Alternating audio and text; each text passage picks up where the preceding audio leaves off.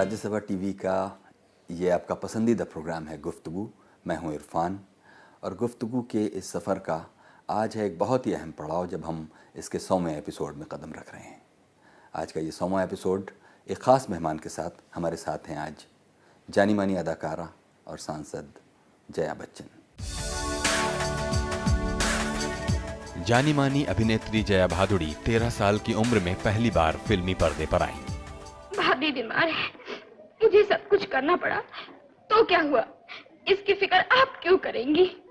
मुझे सजा दीजिए, जो कुछ भी हो। मैंने डिसिप्लिन तोड़ा है। It's very bad. सत्यजीत रे की फिल्म महानगर में काम करके उन्हें इतना अच्छा लगा कि उन्होंने बाकायदा एक्टिंग सीखने के लिए पूना के फिल्म एंड टेलीविजन इंस्टीट्यूट में एडमिशन लिया और वहां से गोल्ड मेडलिस्ट होकर निकली।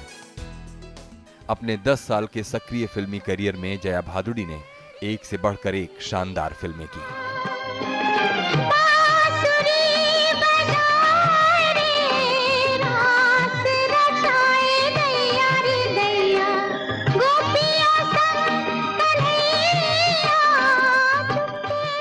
इकतालीस साल पहले मशहूर अदाकार अमिताभ बच्चन के साथ शादी के बाद से वो जया बच्चन के नाम से जानी जाती हैं।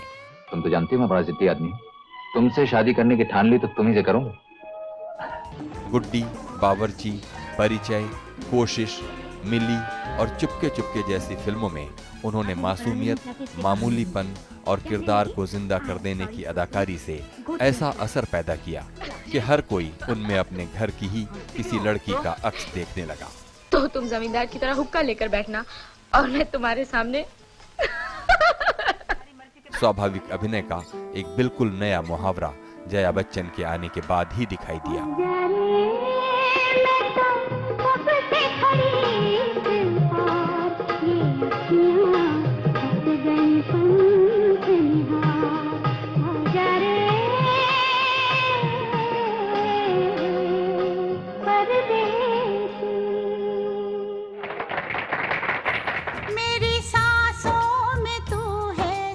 पिछले 33 वर्षों में जया बच्चन ने बहुत कम फिल्में की हैं, लेकिन अभिनय उनकी धड़कनों का हिस्सा है।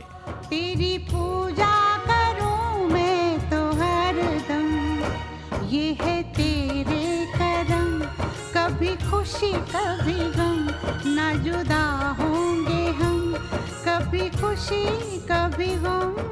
बहुत बहुत स्वागत है जया जी। जया जी, हमें बताइए कि इस बात को बार बार दोहराया गया होगा, खुद आपने दोहराया होगा इतने लंबे करियर और ज़िंदगी के दौरान कि ये जो फिल्मों की तरफ आना आपका हुआ वो किसी घटना के तहत हुआ या कुछ इस तरह का माहौल था जिसमें आपको फिल्मों में ही आना था? देखिए, मैंने जीवन में कभी भी कोई भी चीज़ प्लान तरीके से नहीं की। जिस तरह से चीज़ें आती गई उसको एक्सेप्ट किया और उसको निभाया। और मेरा ये जर्नी जो है ये भी इसी तरह से हुआ कि बचपन में मैं अपने पिताजी के साथ एक बार कलकत्ते गई थी और वहाँ से हम लोग उड़ीसा गए। वहाँ तपन सिन्हा एक फिल्म की शूटिंग कर रहे थे। उस दौरान, उस फिल्म शूटिंग के दौरान जहाँ हमारे पिताजी और हम गए थे, क्योंकि तपन सिन्हा बहुत उनके करीब थे, उनके बहुत अच्छे फ्रेंड थे, तो हमने यूनिट के साथ हम काफ़ी दिन तक वहाँ थे और बहुत से लोगों से मिले। 12 साल की उम्र थी तो इतना फिल्मों का कोई इतना शौक नहीं था और इतना कुछ हम जानते भी नहीं थे। फिर भी सबसे मिले। उसके बाद हम शूटिंग ख़त्म हुई तो हम लोग सब कलकत्ता आए और शूटिंग के दौरान सबसे इतनी दोस्ती हो गई कि कलकत्ता आने के बाद भी रोज़ ही मुलाकातें होती। तो उस वक्त जो है मुझे एक दिन कहा गया कि हम लोग सत्यजीत रे से मिलने जाएंगे। ठीक है, तो सब जा रहे हैं तो हम भी जाएंगे। और इसमें ये चीज़ को तय करने में शर्मिला टैगोर का बहुत बड़ा हाथ था, क्योंकि वो इस फिल्म में थी जिसकी शूटिंग हम देखने गए थे। उनसे मेरी बहुत दोस्ती हो गई थी और उन्होंने इतना प्यार दिया जैसे किसी की छोटी बहन को दिया करते। उस वक्त सत्यजीत रे महानगर की कास्टिंग कर रहे थे। मुझे पता नहीं था कि क्यों जा रहे हैं। मैंने सोचा हमारे फादर लेखक हैं, शायद इस वजह से मिल रहे हैं। तो जब वहाँ गए तो पता चला कि वो महानगर की कास्टिंग कर रहे हैं और उसमें वो छोटी बहन के रोल के लिए उन्हें एक लड़की चाहिए। तो रोबी घोष जो बहुत ही अच्छे कलाकार थे बंगाल के जी, शर्मिला टैगोर और रूमा गुहा ठाकुर, इन तीनों ने सत्यजीत रे को कहा कि आप कास्टिंग कर रहे हैं, हम एक लड़की है उसको आप मिलिए, आप मिलेंगे तो फौरन उसको अपनी फिल्म में ले लेंगे। वहाँ बात ख़त्म हो गई और उसके बाद सत्यजीत रे ने मेरे फादर से कहा कि मैं चाहता हूँ कि जया आए। मुझे बिल्कुल इंटरेस्ट नहीं था, मैंने कहा नहीं क्या करना है, मगर उन्होंने कहा, मेरे फादर ने कहा कि देखो ऐसी अपॉर्चुनिटी सबको लाइफ में नहीं मिलती, इतने बड़े फिल्म मेकर हैं, मगर आप सोच सकते हैं कि मध्य प्रदेश की एक लड़की जिसे इतने फिल्मों देखने का इतना शौक नहीं था उस उम्र में, उनके लिए सत्यजीत रे कोई खास मायने नहीं रखते। फिर भी जब मुझे बहुत समझाया गया, उनकी फिल्में दिखाई गई बहुत, तो मैंने कहा ठीक है, मगर ये तो स्कूल के बीच में कैसे छुट्टी लेंगे। तो मेरे पिताजी ने कहा ठीक है, आप चिंता मत करिए, मैं इसको हैंडल करूँगा। और मैंने कहा किसी को कहिएगा नहीं, क्योंकि मैं कॉन्वेंट स्कूल में पढ़ती हूँ और नन्स बहुत नाराज़ हो जाएंगी कि फिल्मों में काम कर रहे हैं। बहरहाल हम गए और हमने उस फिल्म में काम किया। That when I did that film I think I was about 13।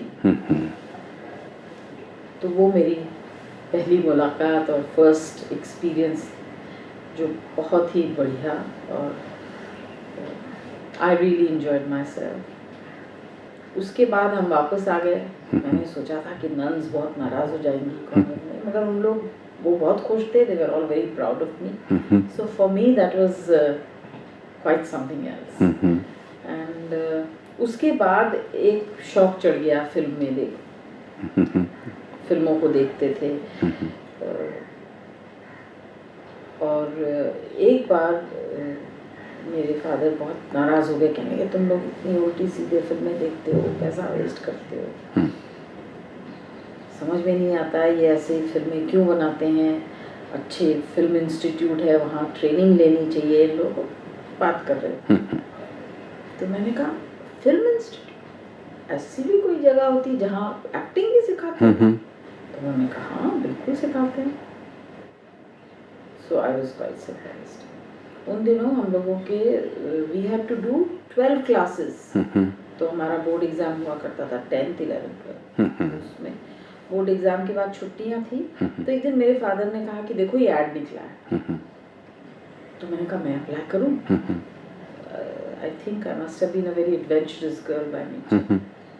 तो मैंने कहा अप्लाई करो, ज़रूरी नहीं है कि तुमको मिल जाएगा, बिकॉज टेस्ट देने पड़ते हैं। कभी ट्राई। मेरे ग्रैंड पेरेंट्स उन दिनों दिल्ली रहते थे, तो मैंने दिल्ली को अपना सेंटर चुना। और मेरे चाचा थे ऑल इंडिया रेडियो में दिल्ली में।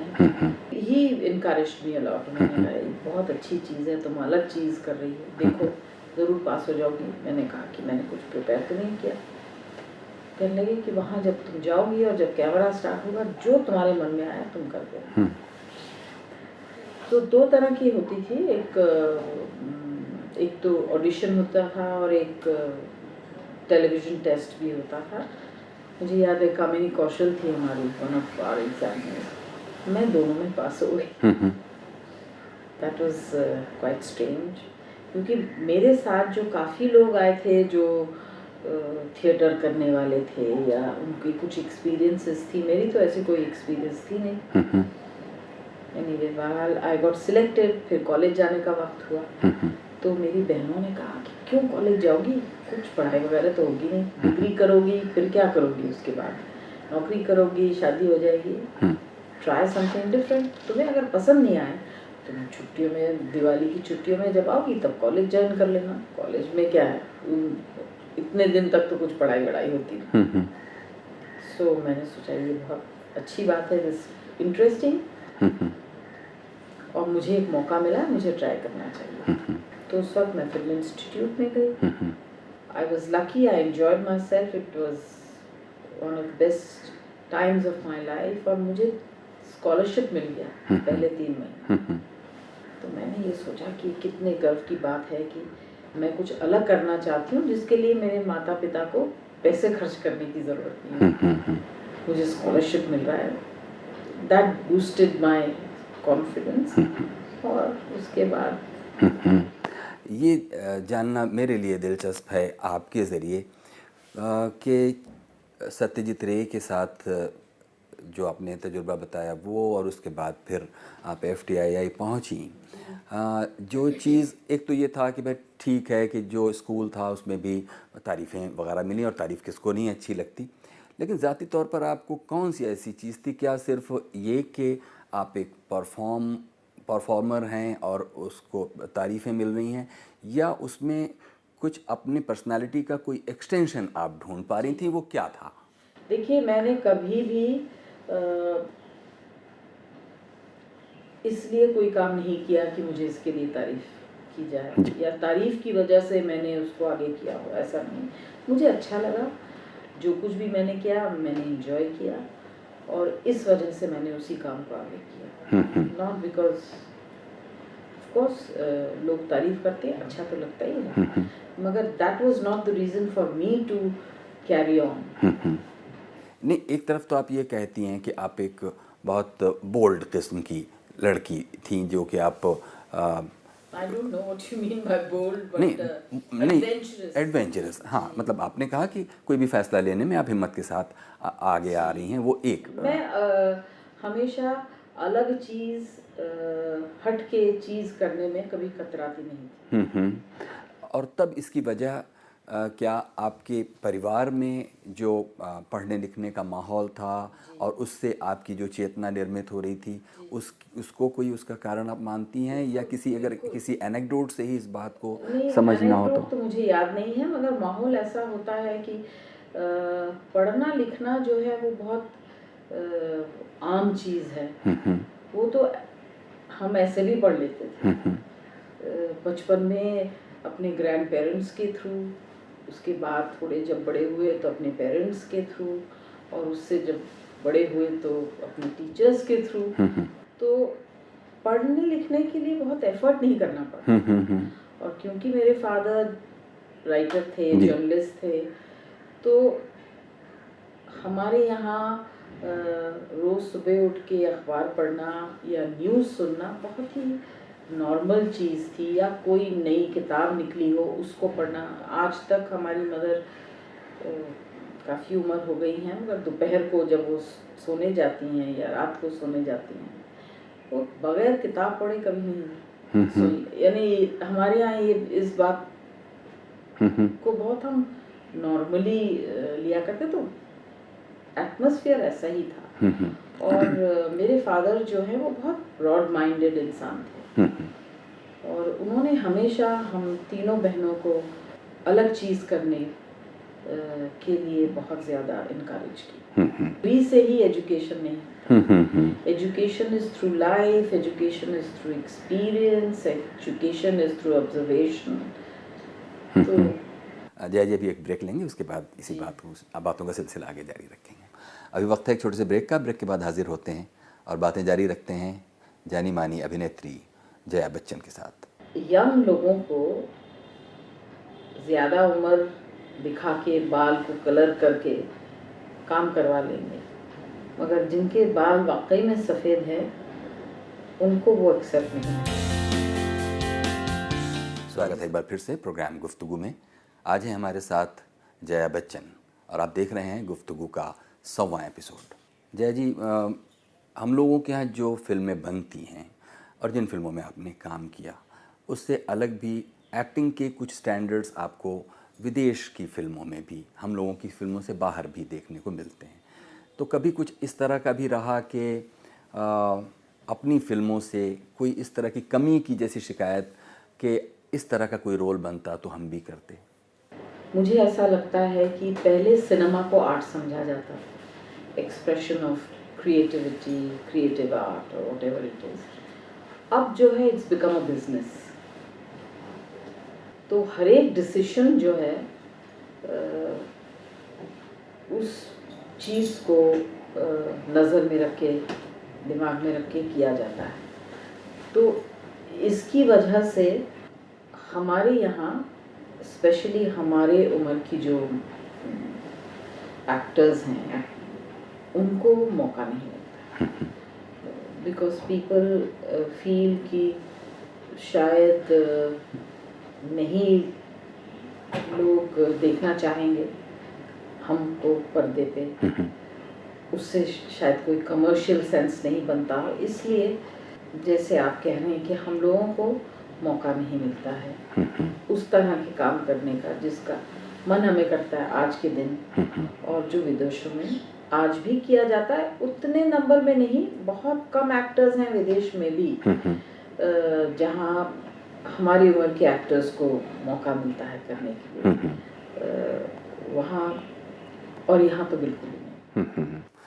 हमने ये पाया है कि रिटायरमेंट के बाद या कहिए कि फिल्मों में अपनी एक पारी खेलने के बाद जो एक्टर्स हैं, ख़ास तौर पर महिला एक्टर्स, वो इस बात को लेकर बहुत फंसी रहती हैं कि जैसी छवि उनकी दर्शकों के मन में कभी थी वैसी ही लेकर वो बार बार पर्दे पर भी आएँ तो, लेकिन आप इसको लेकर कभी चिंता नहीं करती। हम देखते हैं कि आप अपने बाल भी डाई नहीं करती। इसमें भी एक स्टेटमेंट है कि मतलब एक ख़ास तरह की ज़िंदगी आपने चुनी है।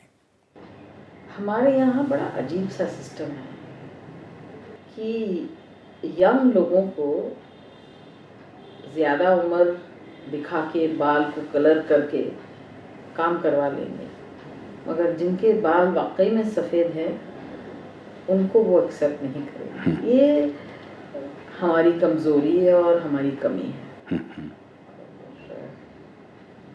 देखिए, मुझे याद है शुरू में जब हम आए थे, गुलजार भाई ने एक फिल्म बनाई थी मेरे अपने, जिसमें आपको याद होगा कि शत्रुघ्न सिन्हा, विनोद खन्ना, इन लोगों ने भी काम किया था, और भी बहुत से कलाकार थे। ये एक बंगाली फिल्म आपुंजों सिन्हा की फिल्म थी, उसका रीमेक था, जिसमें मीना जी उस वक्त उनकी इतनी उम्र नहीं थी, तो बीमार रहती थी, मगर उन्होंने ग्रैंड मदर का रोल किया था और इतनी अच्छी तरह से किया। मगर आज के ज़माने में तो वो भी नहीं होता। Grandmothers don't look like grandmothers, they look as glamorous and as perfect as the grandchildren. Unfortunately, बहुत ही it's a very sad state I feel. और हमारे यहाँ तो लिटरेचर में इतना कुछ है, मगर लिटरेचर से कहानियाँ कौन लेते हैं? Very very few. मुझे लगता है कि आज के फिल्म इंडस्ट्री में, हिंदी की बात कर रही हूँ मैं बंगाल और केरल की बात नहीं कर रही हूँ, जहाँ आज भी सीनियर एक्टर्स को उतना ही इम्पोर्टेंस दिया जाता है। मगर हिंदी फिल्म इंडस्ट्री से मैं सोचती हूँ अमित जी को छोड़ के और किसी को उस उम्र के आर्टिस्ट को कहाँ मौका मिलता है, उनके लिए रोल्स कहाँ लिखी जाती हैं। मुझे बताइए कि अब जबकि फिल्में आप करीब करीब नहीं कर रही हैं, जैसा कि आपने कहा कि उसके लिए बनाए भी नहीं जैसे रोल जाते, मतलब इस तरह के उम्र के, जैसे कि आपने कहा,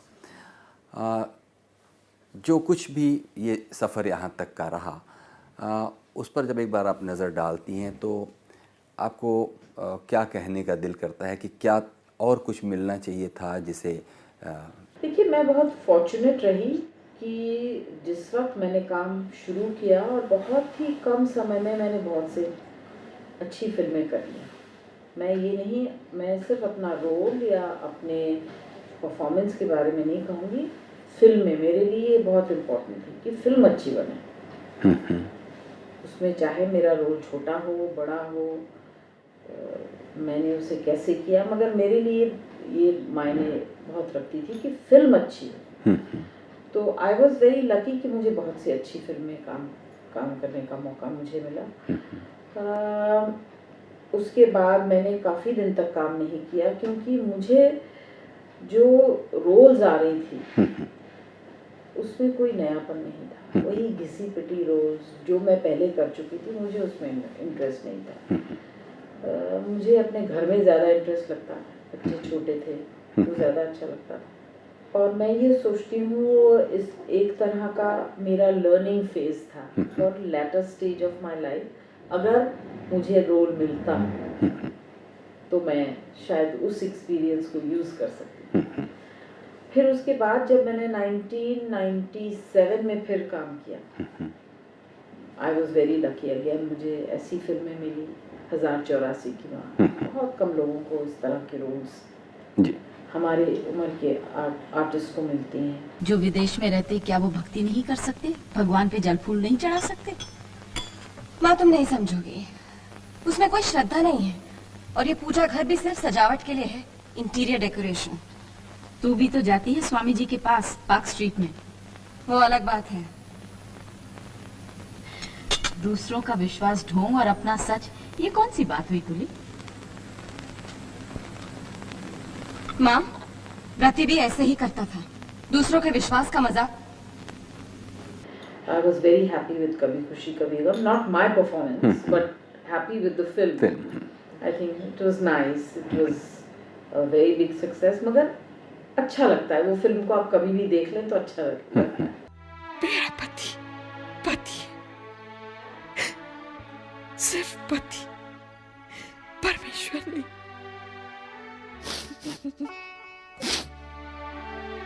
परमेश्वर नहीं। नंदिनी, कह दिया ना,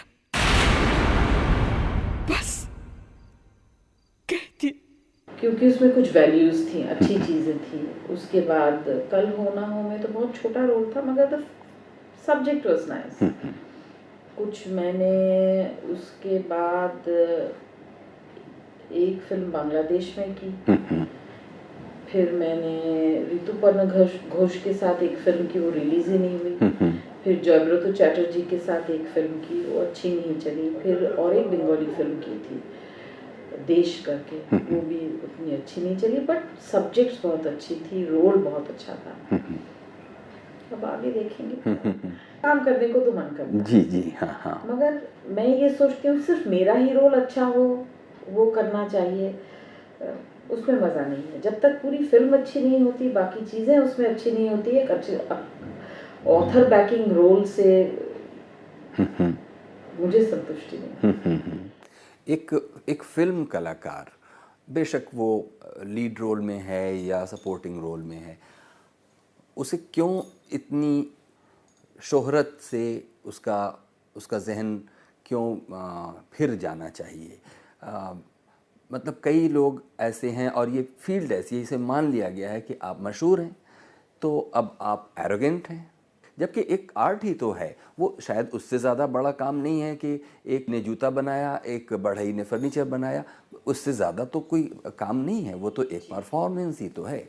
नहीं, मैं ये बिल्कुल मानती हूँ कि कुछ लोग जो है अपने सक्सेस को बहुत सीरियसली ले लेते हैं और ऐसे without appreciation of the people तो ये पॉसिबल नहीं है, और उनका उन पीपल की तरफ ही उनका जो बर्ताव है वो खराब हो जाता है, विच इज़ वेरी सैड। मगर कुछ लोग होते हैं जो बहुत शाय होते हैं और उनका डिमीनर ऐसा होता है, आपको ऐसा लगता है कि वो एरोगेंट है, मगर वो एरोगेंट नहीं होते हैं। बाकी तो मैं कह नहीं सकती, मेरे यहाँ तो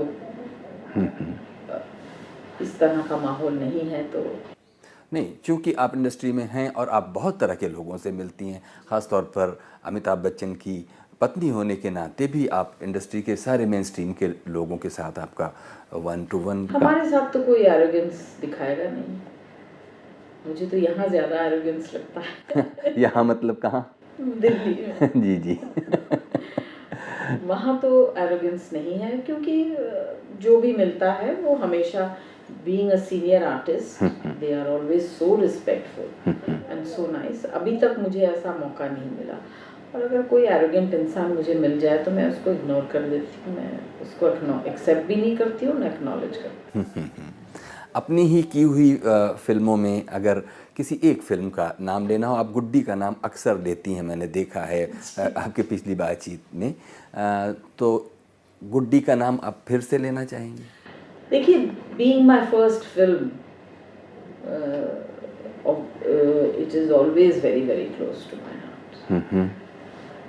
उस फिल्म की वजह से कितना कुछ मुझे मिला और इतना काम मिला, मौका मिला, तो that's really very very close to my heart. Guddi के अलावा अगर किसी फिल्म का नाम लेना हो तो? कोई भी फिल्म का नाम अगर लेना हो तो शायद आप लोगों को अजीब लगे, मगर मुझे गुलजार भाई के साथ काम करके बहुत अच्छा लगा। उनके फिल्मों में जो भी मेरा रोल रहा, चाहे वो कोशिश हो या कौन सी फिल्म थी, परिचय, बहुत अच्छा लगा काम करके। सेटिस्फैक्शन एज एन एक्टर बहुत मुझे मिला। तो मैं उनसे बहुत लड़ी, कोशिश के बाद मैंने कहा आपने मुझे अचानक मार दिया, ये बहुत गलत बात है। मगर हम लोगों ने बहुत मेहनत की थी उस फिल्म में, हरि भाई और मैंने दोनों ने, और भाई गुलजार भाई भी। उनके साथ उनकी फिल्मों में काम करके मुझे बहुत सेटिस्फैक्शन। जब ये कहा जाता है, ख़ासतौर पर जया बच्चन के बारे में ये कहा था, बड़ी वो नेचुरलिस्टिक एक्टिंग लेके आई, तो आपको लगता है कि ये कॉम्प्लीमेंट पूरा था आपकी एक्टिंग के बारे में? ये बात अब ये एक फिक्र की तरह चलता है, यही एक कॉइन है जो अगर वो फील करते हैं तो I hope they are right, I don't know. मगर मैंने कभी ज़बरदस्ती एक्टिंग नहीं की, और इसकी वजह यह है कि मैंने जिन लोगों के साथ काम किया, ज़्यादातर 90% of people did not believe in that kind of performance. उनको नॉर्मल नेचुरल काम अच्छा लगा, तो सारा क्रेडिट मेरा नहीं है। एक तो ये हुआ कि डायरेक्टर ने आपको एक रोल असाइन किया और उस पूरी स्कीम में आपका काम जैसा है उसको आपने उस तरह परफॉर्म किया। डायरेक्टर आपको आपकी मदद कर रहा है। इससे अलग एक एक्टर और कैसे क्या तैयारियां, या ज़ाती तौर पर आपसे पूछें तो आपने अपने अंदर के एक्टर को और नर्चर करने के लिए FTII की ट्रेनिंग के अलावा और क्या किया होगा? मैंने काफ़ी 2000 में मैंने कुछ थिएटर भी किए, एक आध प्लेस किए, मैंने ज़्यादा नहीं। वो अलग एक्सपीरियंस था, दैट वाज अनदर एडवेंचर। उससे भी बहुत कुछ सीखने को मिला। फ़र्क थिएटर में और सिनेमा में करने के बाद मुझे ज़्यादा महसूस हुआ। पहले मैं इस चीज़ को जब देखती थी तो मुझे समझ में नहीं आता, मैं ये कहती थी कि एक्टिंग इज़ एक्टिंग,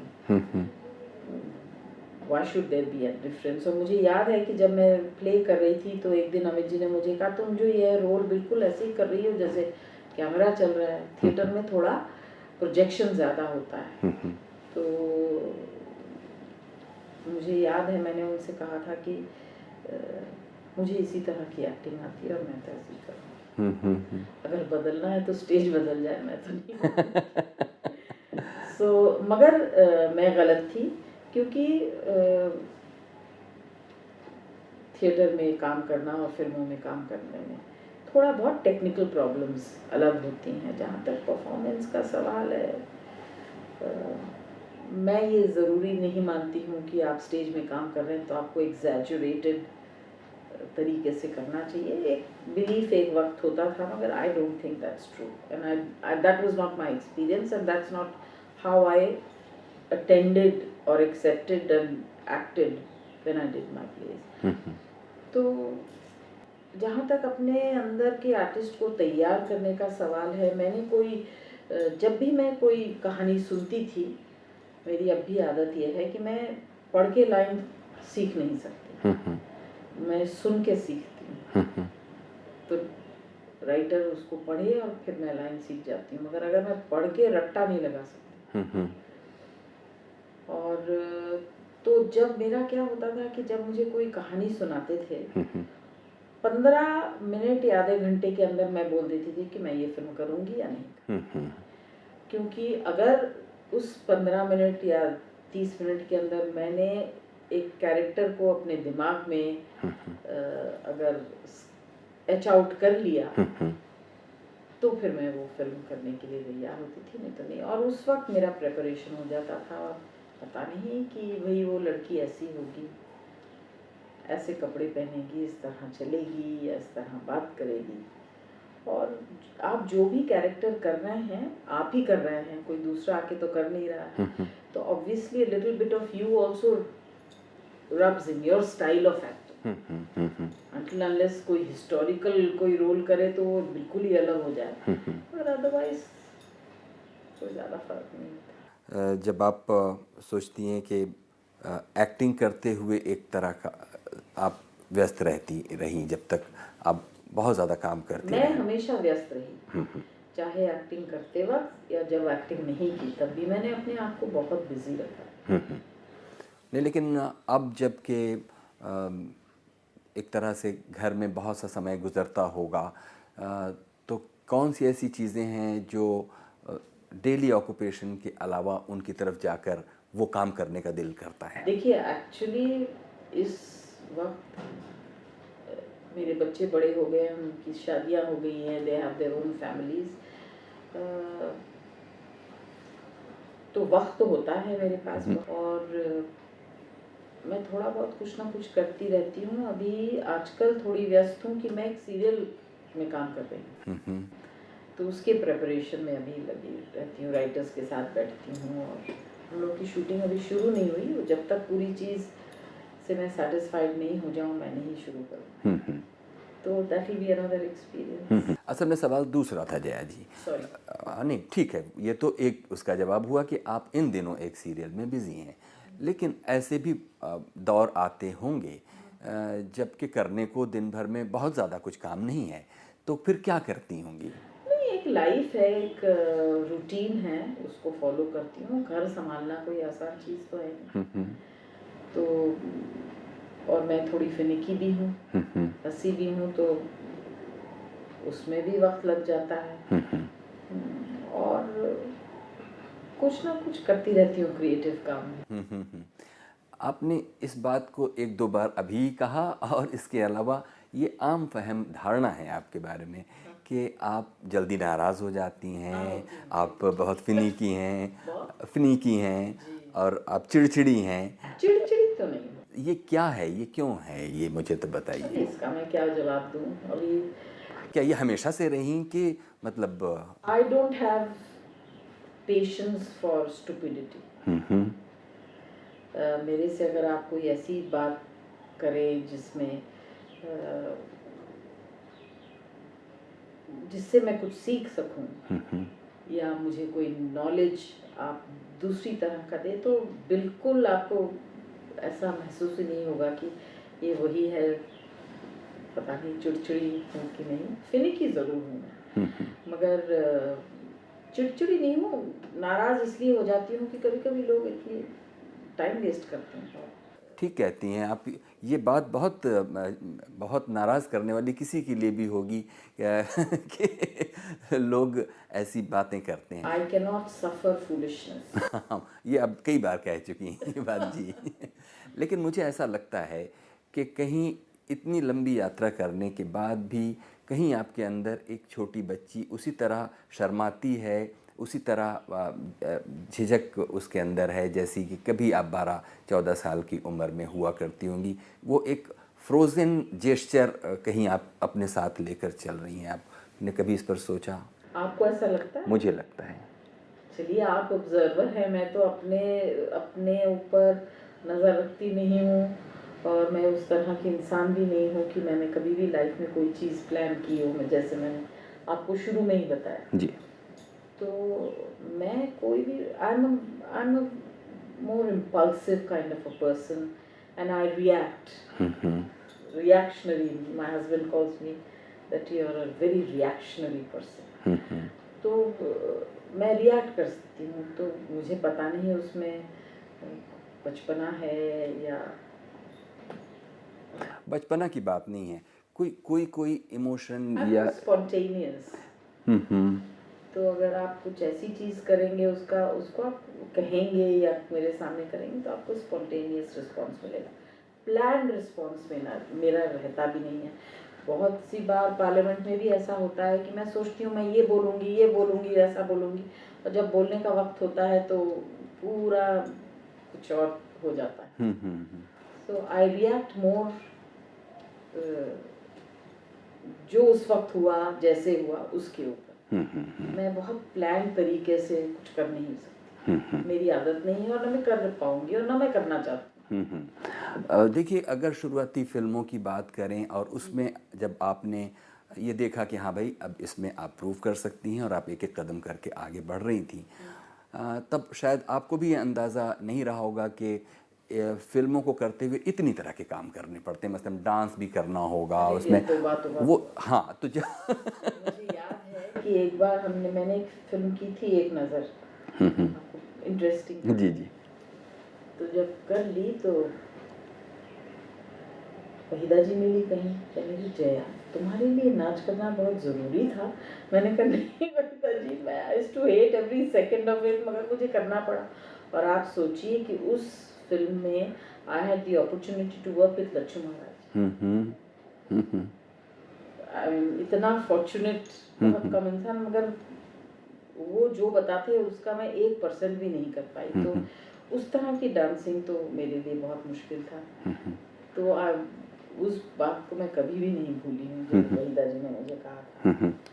तो डांस जो है वो मेरी फिल्मों में डांस बहुत कमजोरी रही। सिर्फ डांस ही नहीं जया जी, मतलब इतनी तरह का काम, मतलब फिल्मों के लिए, मतलब कैसा भी कैरेक्टर आपको मिल जाएगा, और ये ज़रूर है कि आप उसके लिए आज़ाद हैं कि आप उसे हाँ कहें या ना कहें, लेकिन एक बार हाँ कह दिया और वो जैसे जैसे प्रोग्रेस करता जाएगा कैरेक्टर, उसमें कई तरह की चीज़ें करनी पड़ती हैं। तो इन सब चीज़ों के लिए भी आपने, क्योंकि जब शुरू किया होगा आपने तब तो ये नहीं अंदाज़ा होगा कि ऐसे ऐसे अनफोर्सीन सिचुएशंस आएंगे। देखिए, मैं आपको एक नज़र की एक कहानी बताऊं जी। जब हम शूटिंग कर रहे थे तो एक सीन था, रेप सीन था। तो मुझे कहा गया कि आपके कपड़े सब फाड़ दिए जाएंगे। मैंने कहा नहीं, ये तो मैं अलाउ नहीं करूँगी। तो बहुत बहस हुई, बाबूदा के साथ बहुत झगड़ा हुआ। तो उन्होंने कहा मैं फिल्म स्क्रैप कर दूंगा। मैंने कहा कर दीजिए, मैं तुमको प्रोड्यूसर ने कहा कि फिर हम तो उसमें जाएंगे, we will go to artist association. मैंने कहा जो मर्जी आप कर लीजिए, मैं हार जाऊं और अगर मुझे ज़बरदस्ती करना भी पड़े तो आप देखिएगा कि एकदम आपकी फिल्म खराब कर दूंगी। इतनी बुरी एक्टिंग कर। तो शूटिंग कैंसिल हो गई, 2 दिन तक शूटिंग नहीं हुई। तो अमित जी ने मुझे कहा कि ये आप काम करने आई हैं तो आपको अगर रोल है और अगर ऐसा सीन लिखा है तो आपको करना पड़ेगा, आप कैसे मना कर सकते। मैंने कहा कपड़े तो मैं नहीं फाड़ूंगी। कोई मेरे कपड़े फाड़ के मुझे दिखाया। तो फिर तय ये हुआ कि बाबूदा ने कहा कि कुछ इस तरह से नेचुरली करेंगे, तुम रिएक्ट करो, फिर हम देखेंगे बाद में हम उसको। तो बेचारे जो विलेन थे, जो रेप करने वाले थे, उनको मैंने इतना मारा, उन्होंने कहा मुझे इनको रेप नहीं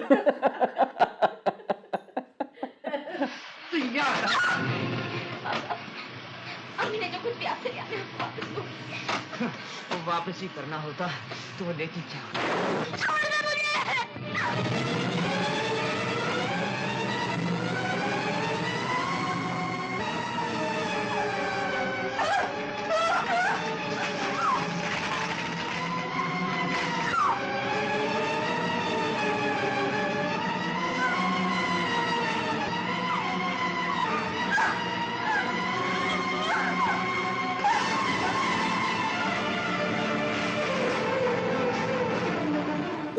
उसके बाद भी हम लोगों ने उसको बहुत अच्छी तरह से कहा किया। फिर मैंने बाबूदा से पूछा, मैंने कहा बाबूदा इतना आसान होता है? इतना आसान तो नहीं होता। तो उन्होंने कहा कि नहीं ठीक है, तुमने जैसे किया बहुत अच्छा किया। फिर उन्होंने एडिट करके थोड़ा दिखाया, यहाँ कपड़े फट गए, कुछ यहाँ मैंने दुपट्टे से ढांक पाट लिया। ये मेरे में बहुत इनहिबिशन थी कि मैं अपने आप को अपने जिस्म को एक्सपोज नहीं कर सकती थी। शायद मेरे छोटे शहर की या मिडिल क्लास अपब्रिंगिंग हो, आई don't know what it was, मगर मैं नहीं कर सकती। ये तो हुआ एक प्रोफेशन में, ये तो उसमें शामिल है। कमियों की बात मैं समझा।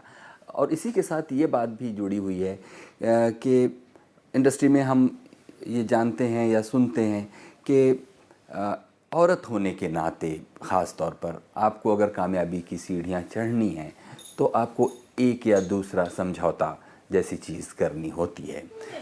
ये ज़रूरी नहीं है। मुझे तो कभी ऐसा मैंने कभी महसूस नहीं किया, और जिसने भी किया हो ज़रूर किया होगा। दैट्स वेरी अनफॉर्चुनेट, बट मुझे ऐसा कभी महसूस नहीं हुआ। मुझे कभी ऐसा लगा ही नहीं किसी ने गलत नज़र से मेरी तरफ देखा भी। तो आई डोंट नो, मैं इसके बारे में बिल्कुल कुछ कह नहीं पाऊँगी। नेचुरली वो आपसे जुड़ा हुआ सवाल भी नहीं है। एक सीनियर आर्टिस्ट होने के नाते जब आप, मैं ये जानती भी नहीं हूँ कि ऐसा वाकई में होता है। मैं इमेजिन भी नहीं कर सकती इस चीज़ को।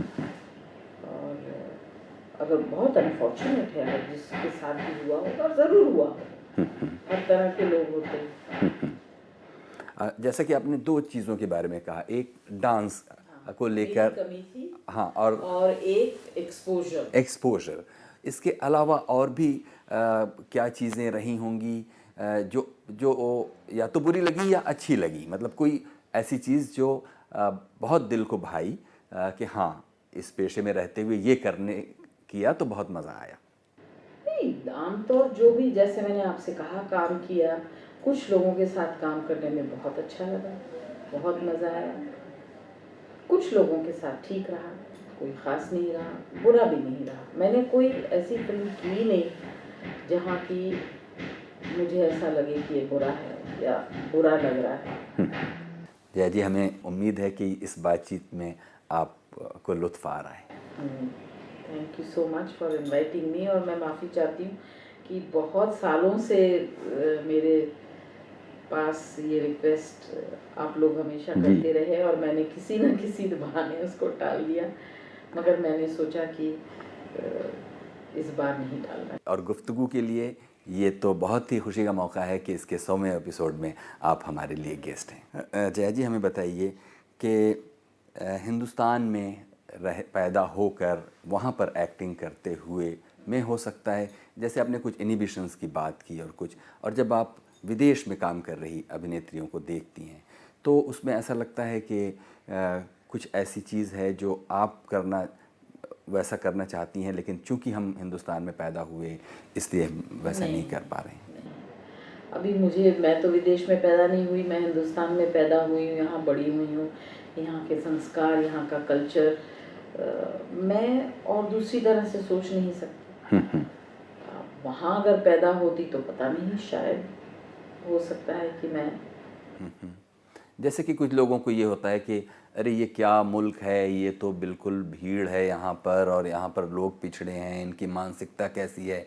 मसलन कि आपने किसी सार्वजनिक फंक्शन में अमिताभ बच्चन को लिप टू लिप किस किया और उसके बाद जो हंगामा हुआ, अगर उसका ही संदर्भ लें वो क्या है कि उनको लाइफ टाइम अचीवमेंट अवार्ड मिला, तो it was just a pack, it was not even अ किस। और उसका एंगल वो ऐसा उन्होंने लिया कि it looked like a kiss. It wasn't a kiss, it was just a peck. And I mean, what the hell? And I was not doing something that I wouldn't do otherwise. I mean, even if it was a kiss, then so what? Media को कुछ तो लिखना है। इतनी सारी दुकानें खुली हुई हैं, उनको चलाना है। कहीं बातों बातों में आपने ये भी कहा कि हम लोगों के यहाँ जो फिल्म क्रिटिसिज्म है वो भी उस तरह, देखिए, मैं इस बात से बहुत से फिल्म क्रिटिक्स मेरे से नाराज़ हुए हैं और बहुत लोगों ने बहुत कुछ लिखा भी है, मगर इससे मेरा थिंकिंग बदला नहीं है। मैं ये सोचती हूँ कि हिंदुस्तान में जो फिल्म की एनालिसिस होती है उसको ठीक से नहीं की जाती। आप फिल्म की एनालिसिस करते हैं और आप सिर्फ लिख देते हैं फिल्म की कहानी क्या थी, उसमें अभिनेता अच्छा था, अभिनेत्री अच्छी थी, ये अच्छा था, वो अच्छा था, बस इतना है। मगर फिल्म जब बनती है उसके पीछे बहुत सी चीज़ें होती है, कैमरा वर्क होता है, sound is such an important part of film making, lighting is so important, so many other things. आप कभी ये नहीं सोचते हैं कि कोई ऐसी फिल्म हो जहाँ कोई समझिए थ्रिलर हो या कोई सस्पेंस फिल्म हो, वहाँ अगर लाइटिंग ठीक ढंग से ना हो तो कलाकार चाहे कितना भी कुछ करे और लाइंस चाहे कितनी भी अच्छी हो, वो बात बाहर निकल के नहीं आएगी। इस बात को कभी भी हमारे क्रिटिक्स इसके बारे में कोई मेंशन नहीं करते कि इस सीन में कैमरा का बहुत सपोर्ट था, लाइटिंग की बहुत सपोर्ट थी, इस सीन में राइटर का बहुत अच्छा सपोर्ट रहा, जिस तरह से सीन को लिखा गया उससे एक्टर को बहुत सपोर्ट मिला। या इन्हें हमारे यहाँ टेक्निकल चीजों पे लोग ध्यान ही नहीं देते, जैसे कि कोई मजाक हो रहा है। तो फिल्म सिर्फ एक्टर और डायरेक्टर से तो बनती नहीं, बाकी चीजें जब तक उनको सपोर्ट तरीके से नहीं करे वो बात उभर के नहीं आए। इस बारे में लोग मेंशन नहीं करते। इस बात से मुझे बहुत बुरा लगता है कि जिस तरह से हमारी ट्रेनिंग हो रखी है वहाँ ये बताया जाता है समटाइम्स द बैकग्राउंड म्यूजिक और the sound brings out the effect of a scene in a movie। इसके बारे में हमारे क्रिटिक्स कभी नहीं लिखेंगे। बिल्कुल आप ठीक कह रही हैं, क्योंकि ख़ुद आप FTII से फॉर्मली ट्रेंड हैं और एक अच्छी स्टूडेंट होने के नाते भी कह सकती हैं कि फ़िल्म में सिर्फ एक्टर और गाने या कहानी ही एक चीज़ नहीं होती, इसके अलावा फिल्म बनती है, बहुत सारे उसमें एलिमेंट्स होते हैं। दुख की बात यह है, मैं I have great respect for people who give good music, मगर एक म्यूजिक से फिल्म तो नहीं बन सकती। उस म्यूजिक डायरेक्टर ने बैकग्राउंड स्कोर क्या दिया, उसके ऊपर हम लोग ध्यान नहीं देते हैं। मगर जो हीरो हीरोइन नाच रहे हैं, गा रहे हैं, वो गाना अगर अच्छा हुआ चल गया तो they will be given some fantastic remarks by the film critics. That's not true. हमारे यहाँ sound, camera, dialogues, screenplay, इन सब डिपार्टमेंट्स के बारे में कोई फिल्म क्रिटिक लिखता नहीं। कभी भी आपने ये पढ़ा नहीं होगा कि जरूर एक कोई सीन है जिसमें दिखाया इतना ज्यादा जूम कर रहे हैं क्लोज में, फिर जूम आउट कर रहे हैं, जरूरी नहीं है। कोई फिल्म क्रिटिक ने कभी लिखा? कभी कभी होता है, इतने सारे कैमरा मूवमेंट्स की जरूरत नहीं थी। कभी कभी ये भी लिखना चाहिए कि इस सीन में अगर हैंड हेल्ड कैमरा मूवमेंट होता तो ज्यादा अच्छा होता, वो सीन और बढ़िया तरीके से आप दिखा सकते थे। They don't। आप एक अखबार में फिल्म लिखते हैं या टेलीविजन के फिल्म के ऊपर बात करते हैं, उसके बाद आप कोई भी प्रोग्राम करते हैं, फिर उसके बाद आप फिल्म क्रिटिक बन जाते हैं, उसके बाद आप फिल्म रिव्यू करने लगते हैं और जो आप बोलते हैं वो गॉस्पेल ट्रूथ होता है। एक कोई चैनल है जिसमें फिल्म क्रिटिक जो है वो कुछ पॉपकॉर्न फेंकता है या पत्थर फेंकता है या टेनिस बॉल फेंकता है। What is this? मजाक है? आपको फिल्म अच्छी नहीं लगी? Who's going to say what kind of a critic are you? देखिए मैं नाराज हूँ नहीं। बिल्कुल ठीक, सही नाराजगी बिल्कुल सही जगह पर है। आप किस तरह के फिल्म क्रिटिक? आप जज बन के बैठ जाते हैं। What is your criteria? Do you know cinema? Have you learned cinema? Do you have a degree? Do you have any qualification? Just because you are seeing a film, you become a film critic। और आपको नौकरी मिल गई है television में या अखबार में और आप लिखे जा रहे हैं। I want technical people to be film critics। ये जो दौर है सिनेमा का, वो एक दौर से बिल्कुल ऐसा लगता है बिल्कुल अलग दौर है, जिसमें कई बार इस दौर के सिनेमा को देखते हुए जहाँ तक हमने फिल्म आर्ट को विकसित किया था, मतलब मनोरंजन और शिक्षा और ज्ञान और सूचना का एक ऐसा तालमेल बिठाया था जिसमें वैल्यूज़ वगैरह का भी ख्याल रखा जाता था, और इसी दुनिया में एक नए तरह का सिनेमा आपके सामने पैदा हो रहा है, और ना सिर्फ हो रहा है बल्कि सिर चढ़कर बोल रहा है। जब इन दोनों पर आप नज़र डालती हैं तो इसमें भी कोई आप इसी तरह से नाराज़ होने के कोई मौके आपके पास हैं? मुझे ऐसा लगता है कि देखिए, वापस अभी जो नए नए कलाकार आ रहे हैं, बहुत कम, ज़्यादा लोग नहीं, बहुत कम लोग अलग तरह की फिल्में करना चाहते हैं, अलग सब्जेक्ट्स के ऊपर करना चाहते हैं, अलग रोल्स के ऊपर एक्सपेरिमेंट करते हैं। मेन स्ट्रीम से ज़्यादा हटके नहीं, वो मेन स्ट्रीम के जो सेलिएंट पॉइंट्स हैं उनको रख के मगर अलग तरह से आप करते हैं। वो एक मूवमेंट अभी धीरे धीरे फिर से शुरू हो रहा है। वो मूवमेंट बीच में बहुत तेज़ था, उसको भी कहीं खो गया। वो मुझे ऐसा लगता है कि धीरे धीरे फिर रिवाइव हो रहा है। ये बहुत अच्छी बात है। अल्टीमेटली देखिए, इन लोग अगर सिर्फ मार्केट को देख कर, उसको दिमाग में रख कर फिल्में बनाएंगे, समवेयर दे विल फेल। क्योंकि फॉरेन कंपनीज, विदेश की कंपनियां इतनी आ रही हैं, they are buying all Indian companies, तो वो तो फिल्में उसी तरह बनाएंगे अपने विचार के हिसाब से। आधी हिंदी फिल्में तो अंग्रेजी में होती हैं आजकल, अगर आप देखें। हमारे आधे एक्टर्स हिंदी बोल नहीं सकते, ना हिंदी पढ़ सकते हैं। आपको पता है कि अंग्रेजी में रोमन में लिखे जाते हैं डायलॉग उनके। हाँ जी। It's strange. कोई मेहनत करते हैं मगर अलग तरीके से, कि जो कैरेक्टर है, पता नहीं पूछते हैं कि नहीं डायरेक्टर से कि ये कैरेक्टर कहाँ पैदा हुआ, घर का माहौल क्या है, कहाँ पढ़ा लिखा, क्या बैकग्राउंड है। जब तक आप किसी कैरेक्टर का बैकग्राउंड नहीं लिखेंगे तो आगे उसको कैसे बनाएं। एक इंसान तो अपने एनवायरनमेंट के एलिमेंट्स को लेके ही अपनी पर्सनालिटी बनाता है। जब आपके एनवायरनमेंट्स के बारे में आपको पता ही नहीं, तो आप हर फिल्म में वही करेंगे जो आप सोचते हैं ठीक है।